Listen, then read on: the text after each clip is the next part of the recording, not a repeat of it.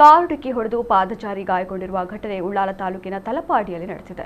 ಗದಗ ನಿವಾಸಿ 50 ವರ್ಷದ ಶರಣಪ್ಪ ಗಾಯಗೊಂಡವರು.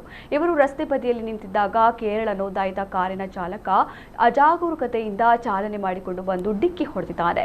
ಮಂಗಳೂರು ದಕ್ಷಿಣ ಸಂಚಾರಿ ಠಾಣಾ ಪೊಲೀಸರು ಪ್ರಕರಣ ದಾಖಲಿಸಿಕೊಂಡಿದ್ದಾರೆ. ತಲಪಾಡಿಯಲ್ಲಿ ಸರ್ವಿಸ್ ರಸ್ತೆ ಕೊರತೆ ಒಂದಾದರೆ ಇನ್ನೊಂದೆಡೆ ವಾಹನಗಳು ರಸ್ತೆಯಲ್ಲೇ ನಿಂತಿರುವುದರಿಂದ ಪಾದಚಾರಿಗಳಿಗೆ ನಡೆದಾಡಲು ಸ್ಥಳಾವಕಾಶ ಇಲ್ಲದಂತಾಗಿದೆ. ಈ ಬಗ್ಗೆ ಸಂಬಂಧಪಟ್ಟ ರಾಷ್ಟ್ರೀಯ ಹೆದ್ದಾರಿ ಪ್ರಾಧಿಕಾರ ಕ್ರಮ ಕೈಗೊಳ್ಳಬೇಕಿದೆ.